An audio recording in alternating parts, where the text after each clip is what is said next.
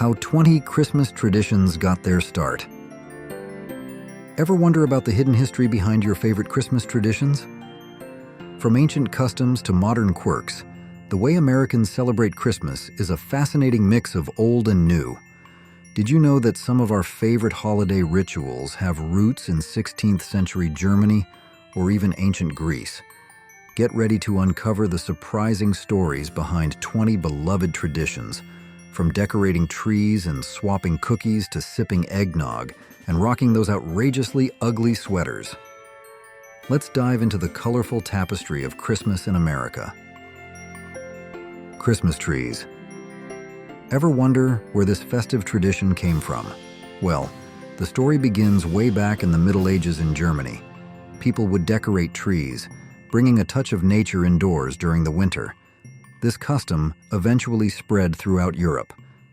Then, as people immigrated to America, particularly in the early 1800s, they brought their love of Christmas trees with them. It really took off here. Think about it. A decorated tree brings warmth, light, and a bit of magic to the holiday season. A New Yorker named Mark Carr saw a business opportunity in this growing trend and opened the very first Christmas tree lot in the U.S. in 1851. Can you imagine? He was a pioneer of Christmas cheer. Fast forward to today, and Christmas trees are a staple in American homes. A recent survey showed that nearly 8 in 10 families display a Christmas tree. Now, here's something interesting. While the scent and feel of a real tree are undeniably special, most people these days opt for artificial ones. About 4 out of 5 Christmas trees displayed are artificial. There are several reasons for this. Artificial trees are reusable, saving money in the long run. They're also convenient. No need to worry about watering or needles dropping. Plus, they come in a wide variety of shapes, sizes, and colors, making it easy to find the perfect fit for any home. Christmas pickles. The tradition goes that the first child to spot the pickle on the Christmas tree gets a special prize, maybe an extra gift, or the honor of opening the first present on Christmas morning. It's a fun little game that adds an element of surprise to the holiday festivities. Now, where did this unusual tradition come from? Well, the origins are a little pickled, you might say. The story most often told involves the retailer Woolworths back in the late 1800s. According to this tale, Woolworths began importing glass ornaments from Germany, including ones shaped like pickles. To boost sales, they created a story around the pickle ornament, inventing the tradition we know today. However, there's little historical evidence to support this Woolworths origin story. It seems to be more of a marketing myth than historical fact. Many historians believe the Christmas pickle tradition is a more recent invention, likely originating in the United States, and the Woolworths story is simply a charming, albeit fabricated explanation. Have you ever hidden a Christmas pickle on your tree? Let us know in the comments below. Elf on the shelf. Love it or hate it, the elf on the shelf has become a modern Christmas phenomenon. Since 2005, this little scout elf has been making its way into homes across the country, bringing both joy and a healthy dose of parental exhaustion. The concept is simple. The elf acts as Santa's eyes and ears, observing children's behavior during the day and reporting back to the North Pole each night. Then, before the children wake up, the elf returns to a new hiding spot in the house, ready for another day of playful surveillance. The phenomenon began with the book Elf on the Shelf, a Christmas tradition, published by Carol Ebersold and her daughter, Chanda Bell. The book, which comes with a little elf doll, quickly became a bestseller, sparking a new holiday tradition for millions. Over 13 million elves have been adopted into families since the book's release.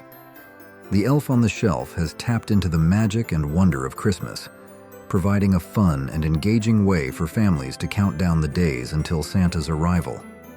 Children delight in discovering the elf's new hiding spot each morning, sparking their imagination and adding a touch of whimsy to the holiday season.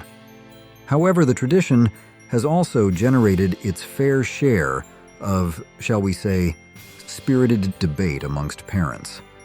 The nightly elf-moving ritual can be a creative challenge, sometimes turning into a full-blown production.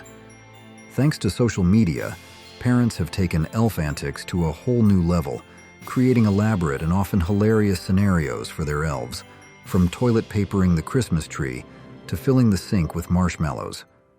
While some parents embrace the challenge, others find it to be an added burden during an already busy holiday season. Yule Log. The burning of a Yule log dates back to ancient winter solstice celebrations, symbolizing warmth, light, and the return of the sun. But it was Americans who gave this ancient custom a modern twist, bringing the crackling fireplace into our homes through the magic of television. Back in 1966, WPIX-TV in New York City aired a rather simple but revolutionary program, a continuous 17-second loop of a fireplace accompanied by festive holiday music. This visual and auditory treat, which played for 3 hours, was designed to create a warm and inviting atmosphere for viewers during the Christmas season. It was a hit. The initial Yule Log broadcast was a bit rudimentary by today's standards, but it sparked a tradition that continues to this day. Over time, the production quality improved, and the Yule Log became an annual holiday viewing event for nearly 2 decades. Families gathered around their televisions to enjoy the comforting sight and sound of a crackling fire, creating a sense of togetherness and relaxation during the often hectic holiday season. Today, thanks to the wonders of technology, we can enjoy the Yule Log anytime, anywhere. On-demand services and websites offer various versions, from traditional fireplace scenes to more creatively themed versions. Advent calendars.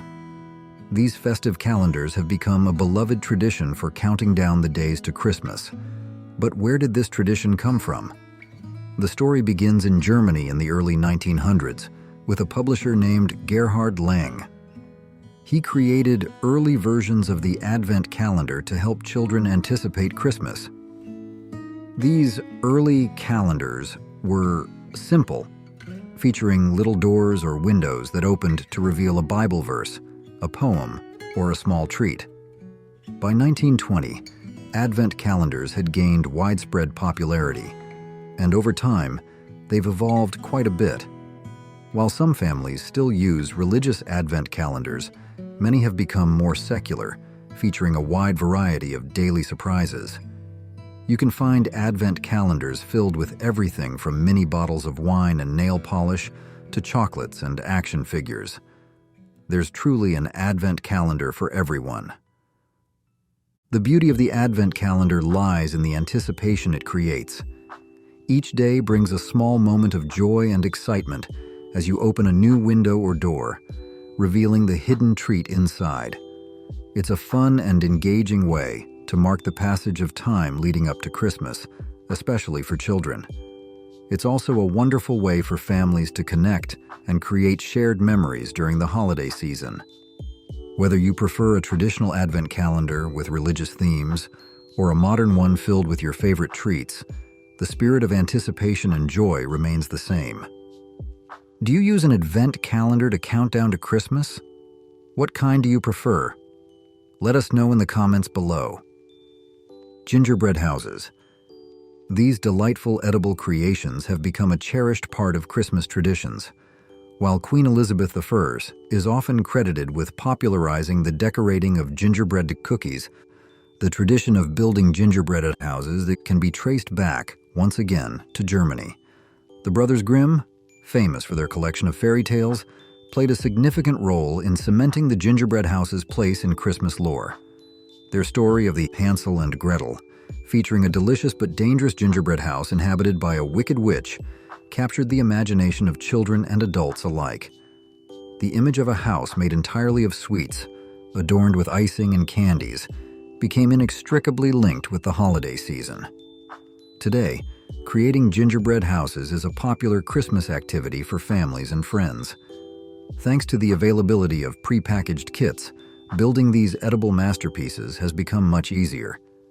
These kits contain pre-baked gingerbread house pieces, icing, and an assortment of candies for decoration, making the process accessible and enjoyable for all ages. The Nutcracker. For many, the holidays just wouldn't be complete without experiencing the magic of the Nutcracker ballet. This timeless classic has become a cherished holiday tradition, enchanting audiences of all ages with its captivating story, breathtaking choreography, and unforgettable score. The Nutcracker first premiered in St. Petersburg, Russia, on December 18, 1892. The music, composed by the legendary Pyotr Ilyich Tchaikovsky, is instantly recognizable, filled with iconic melodies like the Dance of the Sugar Plum Fairy and the Waltz of the Flowers. The original choreography, created by Marius Petipa, is just as captivating, telling the story of young Clara's magical Christmas Eve adventure. It took a while for the Nutcracker to make its way to other parts of the world. The first performance outside of Russia took place in England in 1934. It wasn't until 1944 that the ballet finally reached the United States, thanks to the San Francisco Ballet. However, it wasn't an instant hit in America. It was in the 1960s that the Nutcracker truly took hold in the United States, becoming a must-see holiday event. Ballet companies across the nation began staging their own productions, and the tradition of attending the Nutcracker during the Christmas season quickly spread. Ugly Christmas sweaters. These intentionally gaudy garments have become a holiday staple, embraced for their over-the-top designs and ironic charm. And for this quirky tradition, we can thank our neighbors to the north, Canada. While the exact origins are a bit fuzzy, ugly Christmas sweaters started gaining popularity in the 1980s, but it was in the early 2000s that they really took off, thanks to a group of friends in Vancouver, Canada. According to the Ugly Christmas Sweater Party book, these friends started throwing annual ugly Christmas sweater parties, and the trend quickly spread. What started as a niche trend has become a full-blown phenomenon. Today, the ugly Christmas sweater industry is a multi-million-dollar business. Retailers like Macy's, Kohl's, and Target dedicate entire sections to these festive garments. Online retailers like Tipsy Elves specialize in creating unique and outlandish designs. Even food chains have jumped on the bandwagon, incorporating ugly sweater themes into their holiday promotions. The appeal of ugly Christmas sweaters lies in their playful and ironic nature. They allow us to embrace the silliness of the holiday season, poking fun at the sometimes excessive nature of Christmas decorations and traditions. Wearing an ugly Christmas sweater is a way to express your personality and sense of humor, adding a touch of lightheartedness to holiday gatherings. What's your family's most cherished Christmas tradition, and what makes it so special? Cookies and milk for Santa. Leaving cookies and milk for Santa Claus is a beloved Christmas Eve tradition for families around the world. But did you know that the roots of this custom stretch back much further than you might think? While its modern form is relatively recent, the practice of leaving treats for mythical beings has connections to ancient Norse mythology. In Norse tradition, children would leave offerings of hay and treats for Odin's eight-legged horse, Sleipnir. This act of generosity was believed to bring good fortune and blessings in return. Over time, this tradition evolved, blending with various cultural influences and eventually transforming into the Christmas Eve ritual we know today. In America, the tradition of leaving cookies and milk for Santa gained particular significance during the Great Depression in the 1930s. During this time of hardship and economic struggle, leaving treats for Santa became a way for families to express gratitude and hope, even in the face of adversity. It was a small act of kindness that symbolized the spirit of giving and the belief in something magical, even during difficult times. Candy canes. It's a Christmas icon.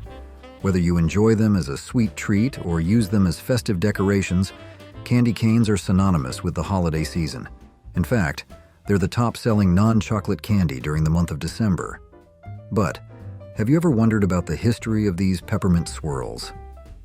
The story begins in Germany, way back in 1670. The exact details of their origin are a bit murky, but one popular story claims that a choir master in Cologne, Germany, gave his young singers sugar sticks bent into the shape of a shepherd's crook to keep them quiet during long church services. Candy canes eventually made their way across the Atlantic to America in 1847.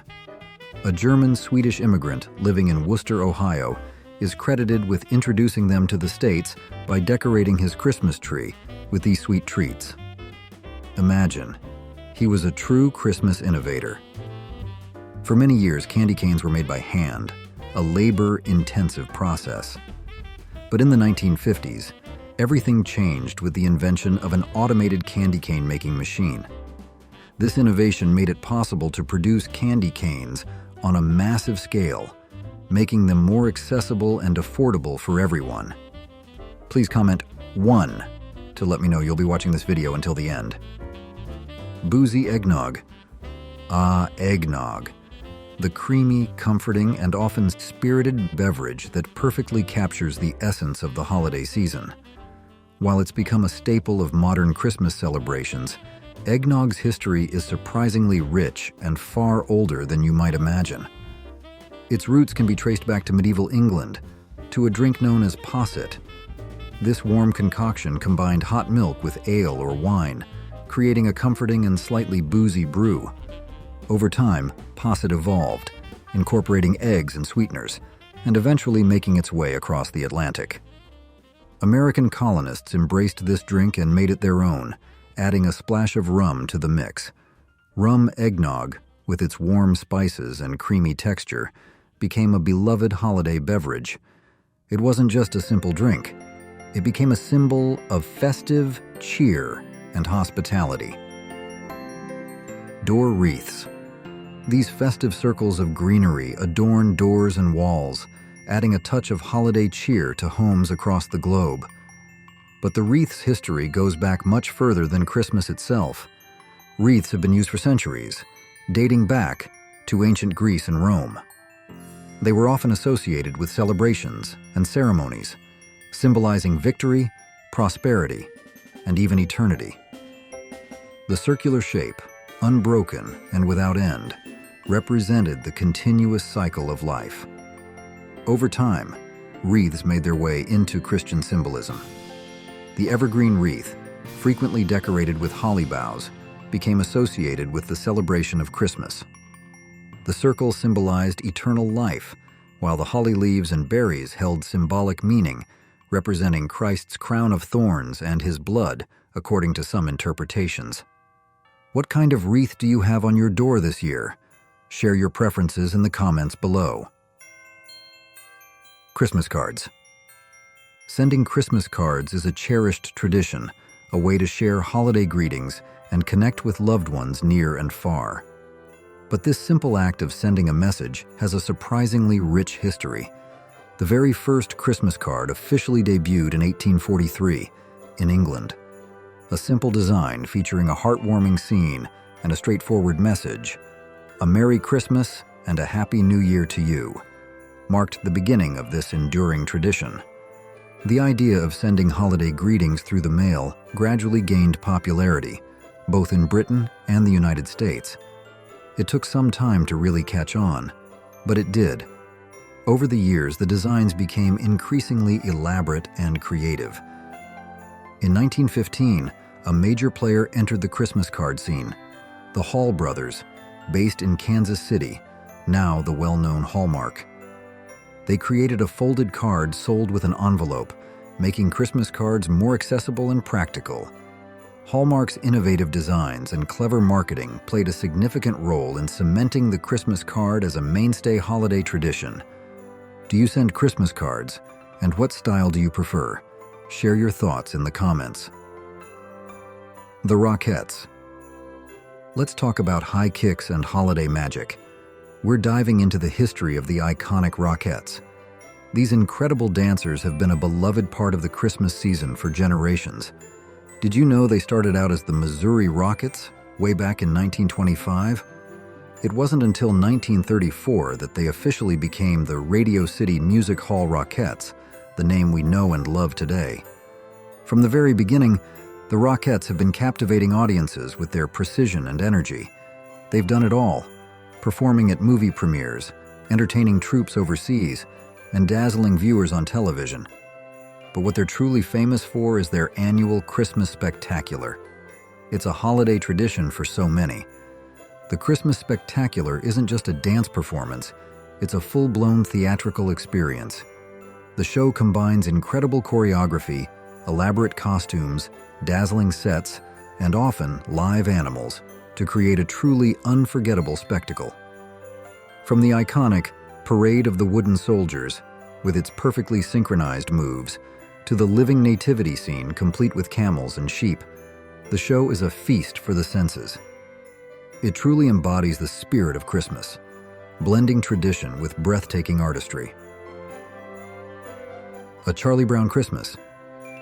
It's hard to believe, but A Charlie Brown Christmas, a holiday classic loved by generations, was almost never made.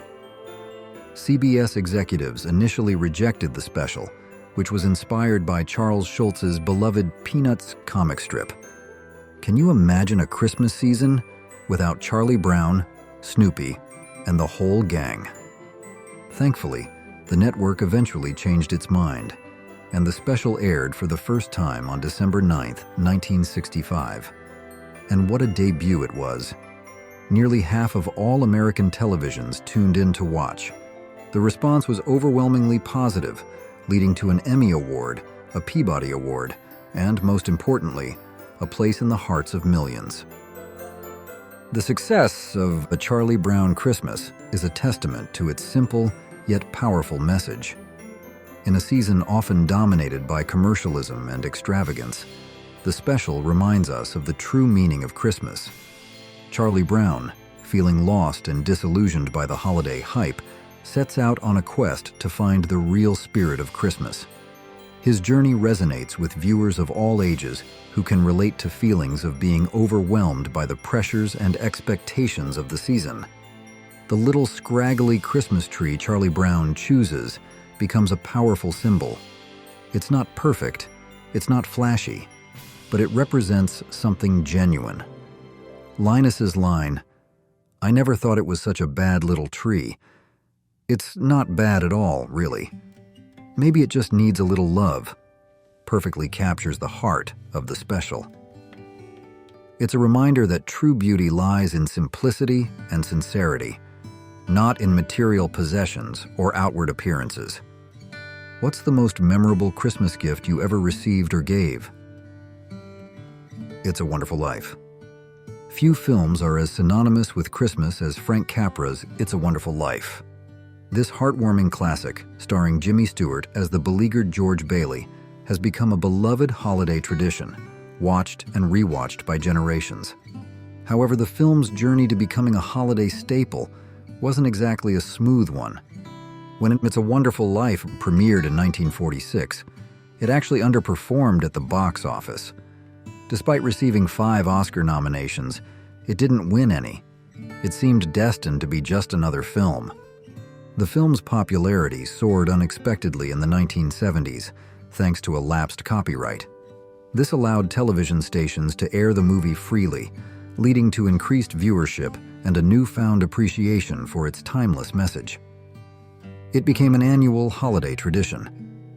Since 1994, It's a Wonderful Life has enjoyed a stable broadcast home, airing exclusively on NBC and USA Network. The film's enduring popularity is a testament to its powerful and resonant story. George Bailey's journey, his struggles, his despair, and, ultimately, his rediscovery of life's meaning, strikes a chord with audiences, reminding us of the importance of family, community, and the simple joys of life. Christmas lights. Twinkling lights are an indispensable part of the Christmas landscape, creating a magical ambiance and festive cheer. But who was the first to have the bright idea of illuminating a Christmas tree with electric lights? While Thomas Edison gets a lot of credit for inventing the light bulb, it was actually his friend and associate, Edward Hibbard Johnson, who had the brilliant idea of stringing electric lights around a Christmas tree in New York City way back in 1882. He used 80 handcrafted red, white, and blue light bulbs. That's pretty impressive. This first illuminated Christmas tree marked the beginning of a spectacular tradition. The early electric lights weren't easy to come by, but that didn't stop people from embracing this new method of decorating their trees. It gave the holiday a whole new dimension, literally. By 1914, electric Christmas lights were being mass-produced, making them much more affordable and accessible. This development significantly boosted the popularity of using lights as a Christmas decoration, transforming homes and neighborhoods into twinkling winter wonderlands. Department store Santa. The sight of children sitting on Santa's lap at the mall, patiently waiting for their turn to whisper their Christmas wishes, is a quintessential Christmas scene. But this beloved tradition isn't as modern as you might think. It all started in 1890 in Brockton, Massachusetts. A man named James Edgar, a shrewd retailer, had a brilliant idea. He commissioned a Santa Claus suit and donned the jolly attire at his dry goods store. The gimmick proved to be an instant success, attracting customers and creating a memorable holiday experience. Within a year, other stores followed suit, pun intended, realizing the power of this marketing strategy. The tradition of having Santa in department stores quickly caught on, spreading throughout the country. Cookie swaps. Cookie swaps. The delicious tradition of gathering with friends and neighbors to exchange homemade cookies has been a cherished part of American culture for over a century. The idea is simple but brilliant. Everyone bakes a dozen of their favorite cookies, brings them to the party, and then everyone gets to sample a wide variety of sweet treats to take home. While the exact origins are a bit fuzzy, evidence suggests that cookie swaps, or as they were once called, cookie parties and cookie exchanges, have existed since the late 1800s. Robin Olson, author of the Cookie Party Cookbook, notes that the term cookie exchange emerged in the 1930s, while cookie swap became more common in the 1950s. Historically, cookie exchanges were predominantly women's events, a social gathering for friends, family, neighbors, and colleagues. The atmosphere was often convivial, offering a chance to catch up with others while enjoying delicious cookies. These swaps were common in various settings, from church groups to workplace gatherings to school functions. What's your favorite cookie to make for a cookie swap? Share your recipe ideas in the comments below. Making fun of fruitcake. While fruitcake holds a cherished place in British culture, even Princess Diana and Kate Middleton served it at their respective weddings, it's often the target of American humor. This long-running comedic tradition highlights the fruitcake's sometimes divisive nature. The joke started long ago. Truman Capote, the renowned writer, wrote a short story that included the phrase fruitcake weather in 1956. This humorous jab at the cake only added to its comedic reputation. Furthermore, Manitou Springs, Colorado, takes its fruitcake-related humor to the next level. They hold an annual fruitcake toss, a lighthearted event where participants hurl fruitcakes as far as they can. Comedians have also jumped on the fruitcake bandwagon, using it as a source of comedic fodder for decades. Johnny Carson famously quipped in 1985, "The worst Christmas gift is fruitcake. There is only one fruitcake in the entire world, and people keep sending it to each other." This witty observation perfectly encapsulates the enduring comedic appeal of fruitcake. We've explored the surprising history behind some beloved Christmas traditions, from ancient origins to modern twists. Each custom, big or small, reflects the unique spirit of American Christmas celebrations. Thanks for watching. Don't forget to subscribe and share. And let us know your favorite traditions in the comments. Happy holidays.